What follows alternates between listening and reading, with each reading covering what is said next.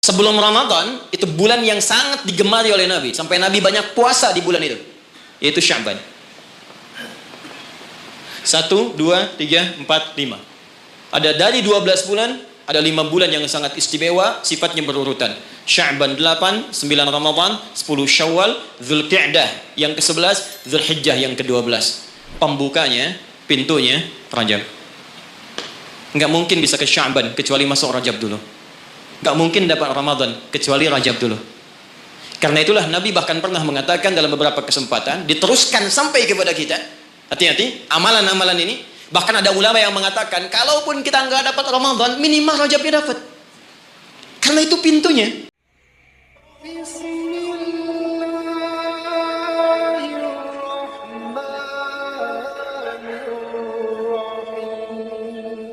Perhatikan rahmat Allah diturunkan.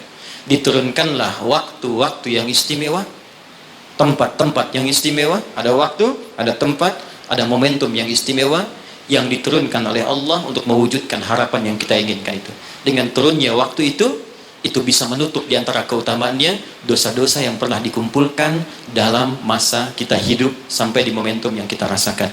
Jadi kalau kita kumpulkan dosanya cukup banyak, kita kerjakan amalan di waktu yang spesial itu, maka seketika dosa bisa digugurkan oleh Allah Subhanahu wa taala. Ada sifatnya waktu, ada tempat, ada peristiwa atau momentum. Di antara waktu yang mulia itu, yang saat Anda kerjakan amalannya, bisa menggugurkan dosa, bahkan bisa merubah perilaku kita jadi lebih baik, adalah bulan Rajab. Saya ulangi, adalah bulan Rajab. Saking pentingnya bulan Rajab ini, Allah sampai menurunkan satu ayat untuk menyandingkan keutamaannya dengan bulan-bulan haram yang lain, serta Nabi sampai meminta kita untuk meningkatkan ibadah, dan bukan sekedar meminta, tapi Nabi sendiri meningkatkan ibadah di bulan ini sebagai pembuka kebaikan di bulan-bulan yang lainnya. Apa di antara keutamaannya? Ini yang coba saya urutkan dalam sisa waktu 10 menit ke depan. Dan apa yang bisa kita raih ketika kita mengerjakan itu. Oke. 1. Rajab adalah pembuka semua bulan kebaikan. Saya tanya sebentar. Di antara sekian bulan, 1 tahun 12 bulan itu, ada bulan yang paling baik, namanya bulan apa? Ramadan. Situ ada puasa. Setelah itu ada apa? Yang kita dapat Idul Fitri di situ? Syawal, bahkan ada puasa. Apa lagi? Dzulhijjah, ya, ada Idul Adha di situ, Dzulhijjah. Kalau kita lihat hadisnya, bulan ke-11 pun Dzulqa'dah, bulan bagus, disebut bulan haram, Dzulqa'dah. Sebelum Ramadan, itu bulan yang sangat digemari oleh Nabi, sampai Nabi banyak puasa di bulan itu, yaitu Sya'ban. 1, 2, 3, 4, 5. Ada dari 12 bulan, ada 5 bulan yang sangat istimewa, sifatnya berurutan. Sya'ban 8, 9 Ramadan, 10 Syawal, Dzulqa'dah yang ke-11, Dzulhijjah yang ke-12. Pembukanya, pintunya, Rajab. Enggak mungkin bisa ke Sya'ban kecuali masuk Rajab dulu. Enggak mungkin dapat Ramadan kecuali Rajab dulu. Karena itulah Nabi bahkan pernah mengatakan dalam beberapa kesempatan, diteruskan sampai kepada kita. Hati-hati, amalan-amalan ini. Bahkan ada ulama yang mengatakan, kalaupun kita enggak dapat Ramadan, minimal Rajabnya dapat. Karena itu pintunya. Dan kita enggak tahu. Tadi saya mau ke sini, Pak, di jalan itu, saya dengar informasi, ada orang yang sudah pesan tiket dan paket lengkap untuk umrah di bulan Ramadan. Ya, jadi jauh-jauh hari pesan karena tahu akan padat situasinya. Dan tahu apa yang terjadi? Ternyata harap-harap ingin ke Ramadan, masuk bulan Rajab, wafat semua orang itu. Semuanya. Ini sangat menarik ini. Baru tadi saya di jalan, ya, dapat informasi, ada seorang syekh dari Timur Tengah, dia ceramah, ada sekelompok orang berharap-harap dapat kemudian berangkat di Ramadan, tiba-tiba wafat di bulan Rajab. Sampai ulama ini mengatakan, kalau tak dapat Ramadannya, karena kita nggak tahu kapan pulang, minimal Rajabnya. Maka apa yang kita lakukan di bulan Rajab ini, seperti Nabi pernah contohkan kepada kita. Maka mulai dengan kalimat yang pertama, turun Quran surah 9 ayat ke-36. Saking pentingnya bulan ini, ada ulama mengatakan, karena bulannya penting dan istimewa, maka setiap muslim mesti mengetahui keistimewaannya. Saya khawatir begitu bulan ini berhenti, kita kehilangan keistimewaannya. Maka keutamaan yang pertama ada di Quran surah ke-9 ayat ke-36. Saya agak cepat. Inna iddatash syuhuri 'inda Allah 12 syahran fi kitabillah. Kata Allah, jumlah bilangan bulan setahun ada 12. Yauma khalaqas samawati wal ard. Sejak diciptakan langit dan bumi aku telah tetapkan setahun 12 bulan. Minha arba'atun hurum. Dari 12 itu ada 4 yang spesial. Disebut bulan hurum. Ingat teman-teman, ada haram, ada muharram, ada al-muharram, ada muhrim, ada mahram, ada hurum. Itu beda. Haram, hukum. Larangan mengerjakan sesuatu. Apa hukumnya mabuk? Haram. Iya. Apa hukumnya mencuri? Haram. Hukumnya korupsi? Haram. Karena itu orang beriman gak mungkin korupsi. Awas, hati-hati. Awas, pegawai Pertamina yang beriman gak mungkin mencuri. Gak mungkin nyogok. Gak mungkin korupsi. Hati-hati, haram. Perbuatannya disebut muharram. Mabuk itu muharram, hukumnya haram. Jelas? Kalau kita ingin meninggalkan yang dilarang itu, yang haram-haram, tambahkan hamzah di depannya, harakatnya menggunakan ahrama. Sifatnya disebut ihram. Karena itu kalau Anda sudah mengenakan kain ihram, ada ajaran hikmah di situ, falsafahnya. Kalau sudah pakai kain ihram, maka tinggalkan semua larangan-larangan. Nggak boleh potong kuku, nggak boleh merusak tanaman, nggak boleh tepuk nyamuk seharga kambing. Anda tepuk, bayar damnya seharga kambing. Ihram. Itu latihan. Maksudnya pulang umroh, pulang haji, sudah terbiasa meninggalkan yang haram. Jangan pulang umroh, korupsinya lebih gede misalnya. Ya. Jangan kurang umroh, dosanya lebih banyak. Ya, seperti masuk pom bensin, masuk Pertamina. Dimulai dari 0 ya. 0, kosong lagi. Hilangkan. 1, 2, 3, kosong. Pelakunya disebut muhrim. Kalau dia punya kakak, punya adik yang tidak diperkenankan menikah di antara keduanya, maka disebut mahram namanya. Kalau Anda kumpulkan semua itu, latihan meninggalkan yang haram, terbiasa mengerjakan yang halal, menjauhi yang dilarang, maka disatukan menjadi jama', bentuknya disebut hurum namanya. Ada 4 bulan disebut bulan hurum, 3 berurutan kata Nabi, 1 terpisah. Yang 3 itu Dzulqa'dah 11, Dzulhijjah 12, Al-Muharram bulan pertama, yang keempat namanya Rajab. Dan kita sekarang ada di bulan ini. Kita sekarang ada di bulan spesial ini. Amalan pertama, apa yang harus kita kerjakan di bulan ini? Teruskan ayatnya. Dzalikad dinul qayyim fala tadhlimu fihinna anfusakum. Orang yang agamanya benar, yang Islamnya baik kata Allah, maka dia akan memanfaatkan Rajab dengan mengerjakan amalan yang pertama. Apa itu? Fala tadhlimu fihinna anfusakum. Mulai banyak evaluasi diri supaya tidak berbuat zalim, minimal berlatih di bulan ini. Amalan pertama, introspeksi diri.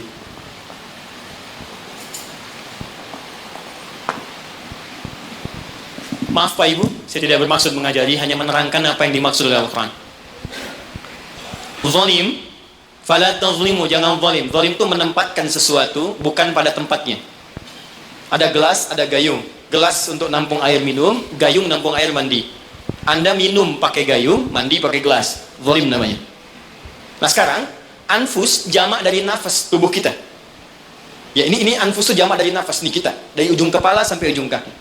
Setiap tubuh ini sudah diterangkan oleh Allah fungsinya. Misal, mata fungsinya melihat yang baik. Quran surah ke-24 ayat 30. 31 untuk perempuan. Lisan untuk bicara yang baik-baik. Quran surah 49 ayat 11 sampai 12. Sampai kaki, sampai ke ujung kaki, melangkah pada yang baik. Quran surah misal ke-25 ayat 69. Ya, baik, semuanya sudah diatur dari ujung kepala sampai ujung kaki.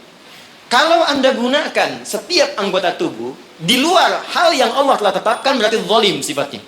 Contoh, mata tadi melihat yang baik-baik. Sekarang mata dipakai melihat yang tidak baik. Berarti mata berbuat zalim dalam kehidupan. Saya tanya sampai dengan siang hari ini, berapa kali mata digunakan untuk melihat yang tak baik? Mungkin dari mata ini ada dorongan untuk berbuat yang tak baik. Itu sebabnya yang menjadikan keluar dari masjid kadang-kadang ada sepatu hilang, sendal hilang. Apa yang pertama melihat? Mata terdorong kemudian kepada nafsu. Baik, sampai ke ujung kaki, berapa kali berbuat yang keliru. Itu mungkin yang menghambat kesuksesan yang dikerjakan saat ini. Karena lisan dengan teman jadi nggak akrab. Karena pendengaran yang keliru muncul fitnah. Karena melangkah pada yang tidak benar muncul hal yang menjadikan perselisihan. Berapa banyak yang kita harus evaluasi. Maka yang pertama, ini masih ada waktu? Masih, sampai jam berapa ya? Oh, ini pananan kalau rakyatnya sudah begini, nggak ada pilihan ya. Baik. Tahan baik-baik, ini terakhir bagiannya. Maka kalau kita sadar ada yang berbuat yang tidak baik, maka saya berikan gambaran singkat bagaimana cara memperbaikinya. Sekarang lihat sini. Teman-teman masih ingat nggak pemilik rezeki siapa? Allah. Yang punya kedudukan siapa? Allah. Yang punya kebijakan siapa? Allah. Sekarang kita bekerja kan supaya Allah kasih pada kita kan? Nah, sekarang kata Allah, kerjakan ini, jangan lakukan ini. Lalu Anda mengerjakan yang dilarang oleh Allah dan berharap mendapatkan apa yang akan diberikan oleh Allah, maka mustahil. Sekarang nggak usah bicara tentang Allah lah. Anda ingin dapat sesuatu, tapi dengan orangnya punya hubungan buruk, kan mustahil bisa dapat yang diinginkan. Anda mau datang ke si B, tapi Anda tidak punya hubungan baik dengan si B. Apa yang tidak diinginkan si B, Anda kerjakan, mustahil Anda dapatkan. Nah, sekarang karena itu Nabi ilustrasikan begini. Kalau ada orang yang dalam hidupnya sering menyalahi perintah Allah dalam kehidupan, bukan hanya hablum minallah, tapi juga hablum minan nas. Karena hukum kehidupan dunia nanti diikat oleh hukum dunia. Akhirat diikat dengan kaidah akhirat. Jadi kalau Anda ingin kaya, ya Allah, kaya itu dunia. Maka hukum dunia diturunkan. Kerja itu hukum dunia. Jujur hukum dunia. Maaf, punya attitude yang baik hukum dunia. Membangun hubungan baik dengan sesama pun hukum dunia. Maka dari itu, maaf, sekalipun Anda punya hubungan yang tidak baik, bukan dengan muslim, dengan non-muslim misalnya punya perilaku buruk yang tidak diperkenankan oleh syariat. Anda bohong pada non-muslim, Anda misalnya zalim pada non-muslim, berlaku juga, jangan harap kadang Anda sukses. Sama persis. Ya, sekarang perhatikan baik-baik. Kalau ada orang berbuat maksiat kepada Allah, melanggar dua ketentuan tadi, maka kata Nabi, naqtah sauda, diberikanlah kemudian di atas katup hatinya noda-noda hitam. Semakin banyak dikumpulkan, semakin menutup seperti ini. Kalau sudah menutup begini, banyak maksiatnya, banyak salahnya, banyak kurangnya, bukan hanya pada Allah tapi juga hubungan dengan manusia, maka anna yustajabu lidzalik. Bukan Allah nggak mau kabulkan doanya, tapi mental setiap diminta. Perhatikan. Masuk minta, diturunkan, balik, diturunkan, balik, diturunkan, balik. Setiap dimintakan. Nabi pernah mengisahkan seorang tsumma dzakara rajula yutilus safara asy'atha aghbara. Ada orang datang berkelana pengen berdoa kepada Allah menempuh perjalanan panjang. Doa yang dikerjakan saat perjalanan panjang cepat dikabulkan 2 kali lipat dari yang biasa. Kemudian menyebut nama Allah al-asmaul husna. Doa yang dibuka dengan al-asmaul husna cepat dikabulkan. Yang ketiga dia mengangkat tangan. Doa yang dilakukan dengan mengangkat tangan cepat dikabulkan dibandingkan dengan yang diam. 3 amalan dia kerjakan 6 kali seharusnya lebih cepat dikabulkan. Tapi apa komentar Nabi pada saat itu? Anna yustajabu lidzalik. Bagaimana doanya bisa dikabulkan? Jadi begitu dia minta dengan keadaan itu, mental lagi. Apa penyebabnya? Maaf. Mat'amu haram. Karena dia cari kerja dengan cara yang haram. Mashrabu haram, minumannya haram. Malbasu haram, pakaiannya haram. Wa ghudhiya biharamin, dan perilakunya haram.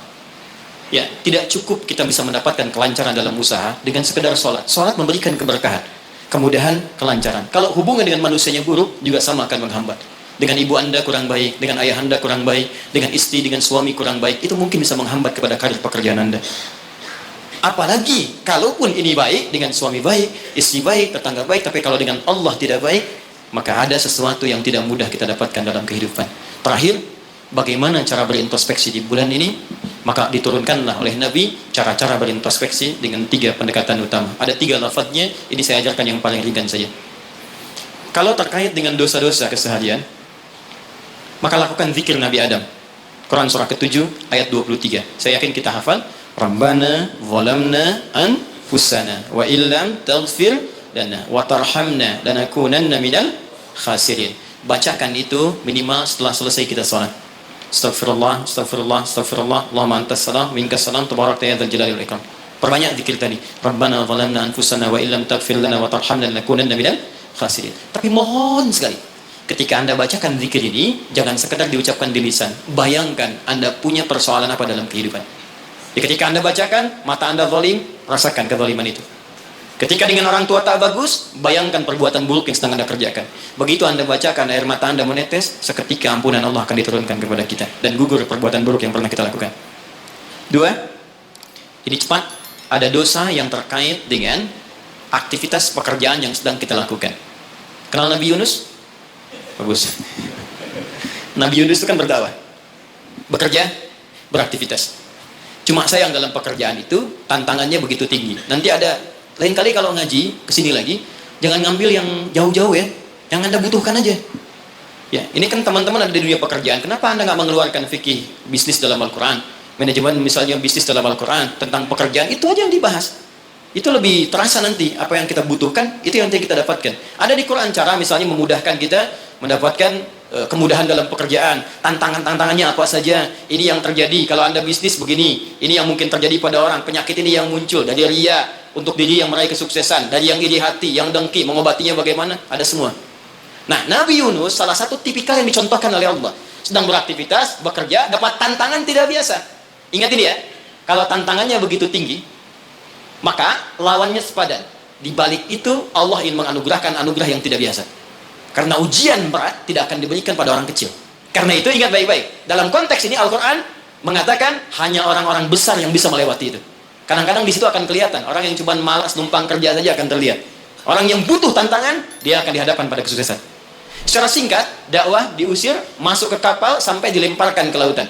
Ya, jadi dakwahnya diisengi, diusili, sampai yang terakhir puncaknya, dilempar ke lautan, masuk dalam perut ikan paus. Saya mau tanya sebentar, kalau masuk perut ikan paus, kira-kira pengap atau tidak? Sudah pernah masuk? Pengap, gelap, sulit kan? Baik ya? Nah, gambarannya nonton film Pinocchio kelihatan kan? Nah, sekarang lihat baik-baik. Ketika Nabi Yunus alaihissalam ada dalam perut ikan paus itu, sempat terlintas dengan sifat kemanusiaannya. Kapan saya bisa keluar dari persoalan ini? Kapan Allah tolong saya? Itu fitrah kemanusiaannya. Tapi fitrah kenabiannya, karena beliau maksum, diluruskan oleh Allah. Jangan mengeluh. Ini jalan menuju kesuksesan. Bagian dari kebaikan yang mungkin kamu akan dapatkan. Lakukan zikir ini. Begitu diucapkan zikirnya, dikeluarkanlah dari kesulitan itu. Saya mau tanya sebentar. Tadi masuknya ke perut ikan apa? Ikan paus. Tapi ketika dikeluarkan, bahasa Qurannya, bukan saya keluarkan dari perut ikan paus, tapi Allah katakan dengan kalimat yang sangat indah. Di ujungnya ditutup, siapapun yang punya persoalan yang sama seperti Yunus, kalau melakukan zikir yang sama, aku akan bebaskan dari setiap kesulitan aktivitas yang sedang ia lakukan. Buka Quran surah ke-21, ayat 87-88. وَذَنُّونِ إِذْ ذَهَبَ مُغَاضِبًا فَظَنَّ أَن لَّن نَّقْدِرَ عَلَيْهِ فَنَادَى فِي الظُّلُمَاتِ أَن لَّا إِلَٰهَ إِلَّا أَنتَ سُبْحَانَكَ إِنِّي كُنتُ مِنَ الظَّالِمِينَ فَاسْتَجَبْنَا لَهُ فَنَجَّيْنَاهُ مِنَ الْغَمِّ. Masuk ke perut ikan paus, tapi dikeluarkan bahasanya menggunakan gham. Apa itu gham? Gham itu secara singkat awan gelap yang menaungi. Ghammun. Orang Arab menggunakan kalimat gham pada setiap peristiwa yang membuat kita gelap, pengap, lelah, capek. Anda yang ngajukan tender, Anda yang dapat proyek diserobot oleh orang lain. Bukankah tiba-tiba merasa lemas? Langsung gelap, padahal matahari begitu terang. Jadi nggak enak makan, jadi lunglai, tiba-tiba stres. Ya, dirawat saja. Anda yang mencoba melamar, tiba-tiba dipinang oleh orang lain. Ya, gelap, capek, lunglai. Ya, gelap, itu gham namanya. Jadi, maaf, ada orang yang memang nggak masuk ke perut ikan paus, tapi mengalami peristiwa yang luar biasa. Tantangan besar, jahilin orang, oh, kok mesti saya? Tiba-tiba keluar di lisan, ya Allah, kenapa saya? Saya tahajud, saya puasa juga, saya baca Quran juga, ya Allah. Apa kurang saya? Kurang sabar. Ya, ternyata kadang-kadang terucap, teman-teman sedang kerja, ya, bebannya begitu tinggi. Apa yang harus dikerjakan? Itu pernah terjadi. Kata Allah, lakukan zikir Nabi Yunus alaihissalam. Ada yang salah dalam diri kita. Yang ngatur zikir Allah. Jangan mengeluh. Ya, 2 kali lipat motivasi munculkan lagi, petakan lagi, tambah lagi pengetahuannya, kerja lebih maksimal lagi, maka pembukanya dibuka dengan kalimat zikir. Ini yang membebaskan kita dari kesulitan. Jadi kalau Anda sedang praktek, kerja dimanapun, offshore kah itu atau di darat kah, atau ada kesulitan di kantor, bacakan zikir ini. Ini bagian dari hal yang ketika kita bacakan bisa menghilangkan kesulitan yang kita sedang rasakan. Rabbana, masih ingat? Wa nada fi dhulumati alla ilaha illa anta subhanaka inni kuntu minal zalimin. La ilaha illa anta subhanaka inni kuntu minal zalimin. Rutinkan zikir itu, terutama kalau mendapatkan kesulitan dalam pekerjaan-pekerjaan atau beraktivitas. Maka Allah mengajarkan zikir lewat Nabi Ayyub alaihissalam.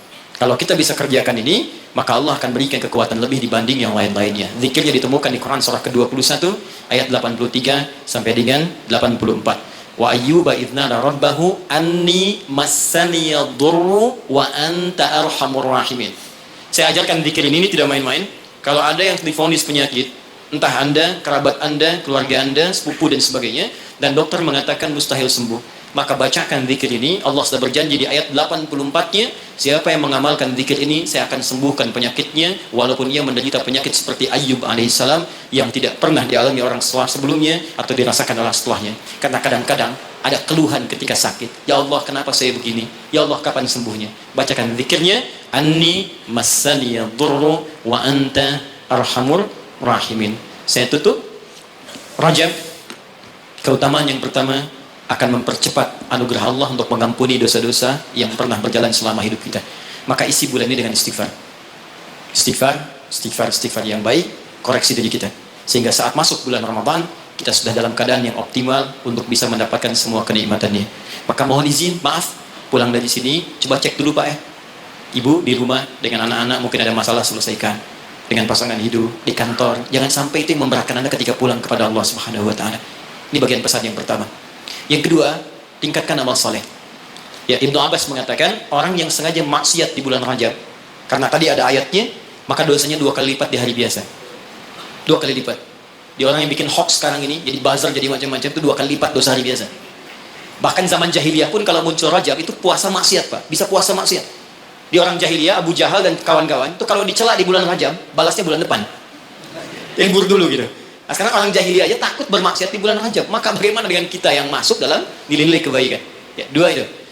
Sama persis dengan orang yang berbuat baik, pahalanya 2 kali lipat di hari biasa. Itu nasnya ada tersambung pada Ibnu Abbas radhiyallahu taala anhuma. Dan di sini Nabi menganjurkan kita kemudian mengistimewakan bulan ini dengan meningkatkan amal soleh. Saya tutup, ada satu amalan yang kalau Anda kerjakan bisa menggabungkan keseluruhan yang tadi. Amal itu disebut dengan puasa namanya. Saya ulang, amal itu disebut dengan puasa. Sebab orang puasa akan otomatis meningkatkan amal soleh yang lain. Orang puasa, sholat sunnah dikejar. Jangankan yang fardu. Anda nggak puasa, belum tentu sholat sunnah. Tapi kalau sedang puasa, jangankan fardu. Ketinggalan sunnah Anda bisa gelisah. Lihat Ramadan. Ibu-ibu berani naruh sajadah, bertarung saat maghrib, bukan untuk isya, untuk tarawih. Nyimpan sajadah saat paling depan. Ya, padahal tarawih hukumnya sunnah kan? Nah, jadi sunnah itu dikejar, nggak ada yang minta, dicari-cari. Anda Ramadan cari yatim fakir, macam kenapa? Sedang puasa. Yang kedua, puasa bisa menghambat maksiat. Nggak ada orang demi Allah saya katakan, koruptor kalau puasa, nggak korupsi dulu. Ya, pencuri nggak nyuri dulu. Puasa, karena psikologi orang puasa nggak mau berbuat maksiat, takut batal puasanya. Orang pemarah pun semarah-marahnya, sedang puasa bisa berhenti marah. Buka jam 6 kurang 5 diprovokasi. Dia diam aja. Istrinya nanya, papa nggak marah? Ntar habis buka. Bisa tahan. Nah, jadi tolong hidupkan bulan ini. Yuk kita mulai. Jangan coba dulu pelan-pelan ya. Jangan langsung tinggi-tinggi ya. Sehari dulu puasa. Sekarang Kamis tunggu Senin. Karena kalau orang banyak puasa, kita puasanya akan lebih ringan. Ya, nanti kalau sudah Senin istirahat dulu. Kamis puasa lagi. Ya supaya terbiasa. Nanti saat Ramadan kita sudah lebih sempurna. Tapi hati-hati. Karena bulan ini istimewa. Dulu banyak orang abai tentang bulan ini. Sehingga ada orang-orang yang tidak mengerti. Berbuatlah dengan membuat hadis-hadis palsu. Ya, siapa yang puasa sehari bulan Rajab akan dapat begini. Siapa yang sholat pertama bulan Rajab diampuni semua dosanya. Pernah dengar hadis itu? Hadis itu palsu. Bahkan saking palsunya, di kitab hadis palsu pun tidak ditemukan. Saking palsunya. Tapi ada salah persepsi di masyarakat. Apa salah persepsinya? Dikira Rajab nggak ada keutamaannya karena yang diketengahkan hadis palsu. Akhirnya orang malas puasa, orang malas sholat malam. Padahal yang sahih ada. Kalau ada yang sahih, kenapa menggunakan yang palsu? Kalau Anda ingin sholat malam, sholat saja. Tahajud namanya. Silakan tahajud, perbanyak malam, tingkatkan ketaatan. Siangnya silakan puasa, gunakan yang sahihnya. Mudah-mudahan dosa kita diampuni oleh Allah Subhanahu wa Ta'ala. Tidak cukup dengan amin, ya koreksi diri dulu, kemudian perbaiki. Dan terakhir, saya ingin berdoa untuk kita semua. Mudah-mudahan doa kita dikabulkan oleh Allah, dimudahkan pekerjaan kita. Sebelum kita berdoa, saya ingin memberikan pesan. Bangsa kita bangsa besar. Negara kita negara hebat.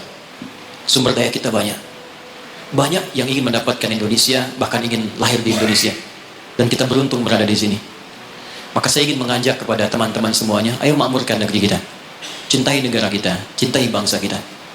Saya pun selalu mengatakan keluar dimanapun saya pergi, dunia-dunia yang saya kunjungi, saya katakan, saya sangat mencintai negara saya.